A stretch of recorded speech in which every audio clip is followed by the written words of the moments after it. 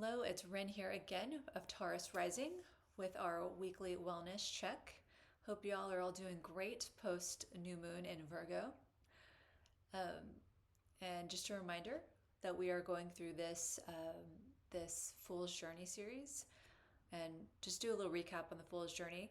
So the Fool's Journey goes through the major arcana cards, those which are the 22 main cards that start with the Fool and then end with the World card. And those are the major arcana cards, and they are really more about karmic lessons, kind of bigger themes in your life when those show up in a reading. And the Fool's Journey is sort of like a metaphor for the life stages that we all go through, kind of using the Fool as the Fool goes through these. Each card is they are going through a journey. And it's not that everyone's, just to say that not everyone's life fits in some sort of exact way. Like, we all have our own unique lives and our own ways we experience our life. And the Fool's Journey is really about those sort of like universal, archetypal, like experiences that we all have. So just wanted to say that. And today we're moving on to the Magician. I've got the Magician here. I'm back to using the Ethereal Visions Illuminated Tarot deck. This is the box. And so we've got the Magician here. And the Magician, hopefully there's not a glare, as you can see, I'm going to say he just because it's more of a masculine energy that's presenting in this card. He has his tools of the four elements: the pentacle, the wand, the sword, the cup. And if you think about what you think about when you think about a magician has these tools to actually create something, to make something happen, like just cliche, pulling a rabbit out of a hat, those sort of things. Just making something happen, manipulating elements and things to bring about some sort of outcome. And so when we think about the Fool going through their journey, when the Fool meets the Magician, that is really about the Fool learning, oh, I can manipulate things in my environment. I can use my concentration to make things happen. So it's like almost like a young child learning to experience their environment and being able to like move things and see their power, like starting to be able to see like their ability to kind of manipulate things on the physical plane, use their concentration, like kind of have an idea and then put it into action. And so that's what the Magician represents, is going through that phase of learning to make things happen in the conscious arena. And so now we're going to apply this card, like the energy of the Magician card, of how can you apply that in your life today. Just a disclosure that this is a collective reading, not an individual reading, so it may not resonate. So our question that we're asking today is where do we need to have this Magician energy, or think about this Magician energy in your life? So we're just going to do one card and then maybe do a second card. We'll see how it goes. So what I'll be doing is putting the Magician back into the deck so that it can be part of this reading. So just reminding you, the question is, where in my life do I need to bring Magician energy? All right, shuffling the cards. Do a nice little shuffle here. Okay, I'm laying them out on the rug here, mixing them up. Okay, and I'm feeling particularly called towards, digging here in the middle, this card. We're just going to start with one card and see how it goes. Oh, interesting. I'm getting the Six of Cups reversed. I feel like we pulled this card recently.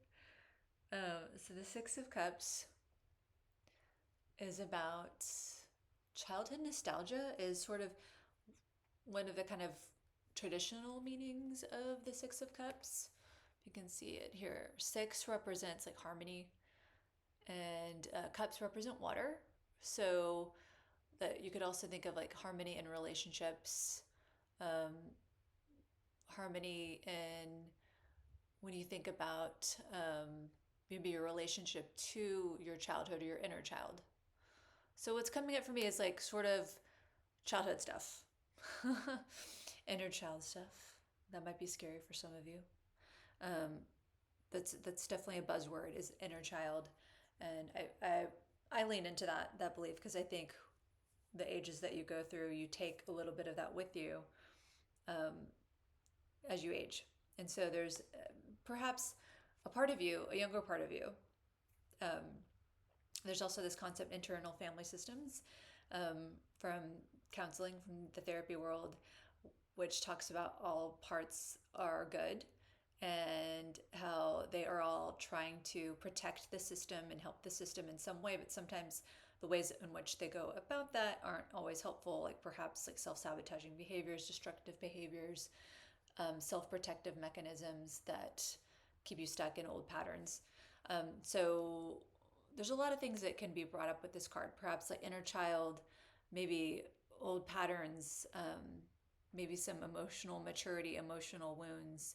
And so the way I'm thinking of how we could apply this is, there's something with a childhood part of you, a younger part of you, or some sort of perhaps belief system that stems from back then that you're taking with you that maybe isn't serving you. So how can we apply the magician energy to that? Well, it's kind of like, it sounds like really bringing into the conscious the unconscious, which we're kind of getting ahead of ourselves because the high priestess is about the unconscious, which we will talk about next week.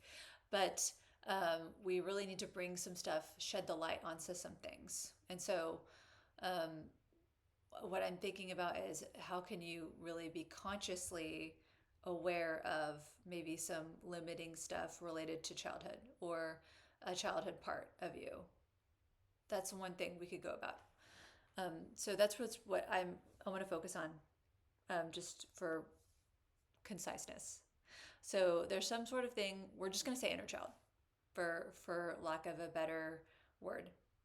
Something needs to be addressed with your inner child, but more on a conscious, like in this physical plane happening.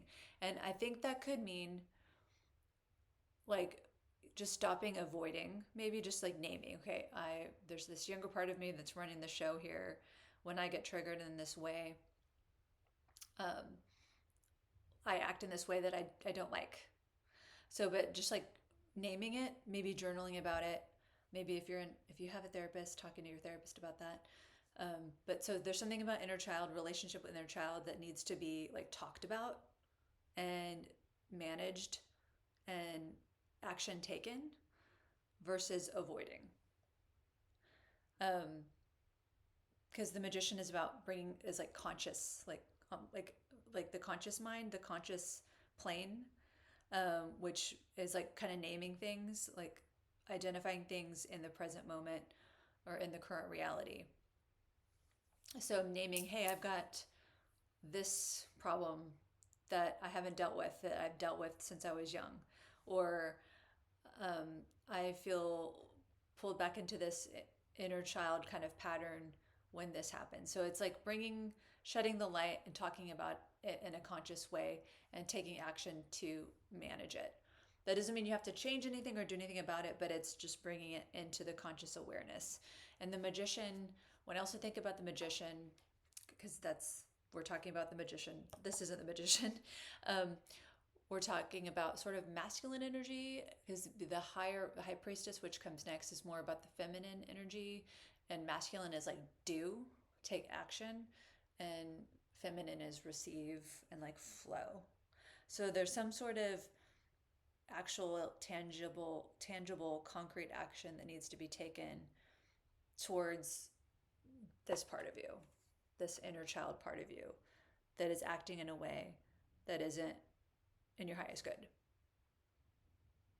So, which is probably coming out in relationships, because this is a 6 of Cups, which cups represents relationships and emotions. Those are all tangled together. You can't really have emotions show up in relationships. So there's a childhood part of you that is showing up in relationships in a way that maybe isn't serving you or the relationships. It's just like it's not moving you forward. It's you're not showing up in the way that you want to show up.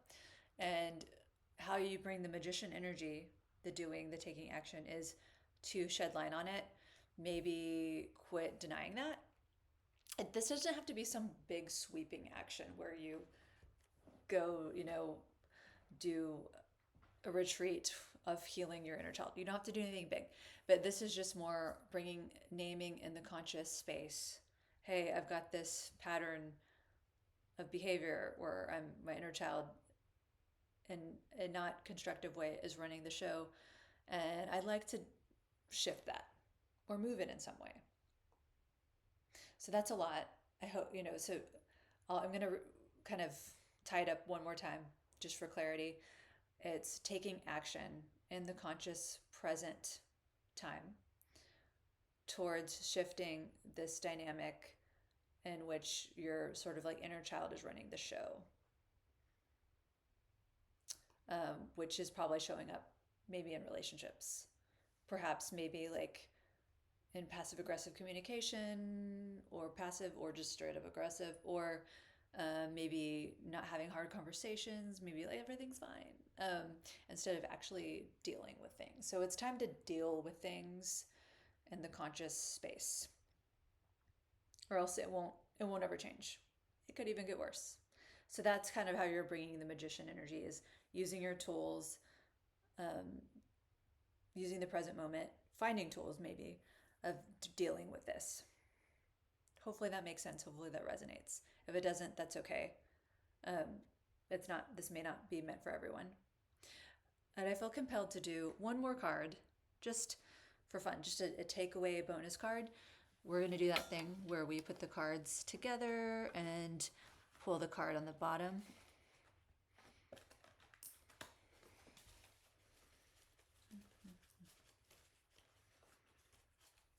All right. Let's see what we got.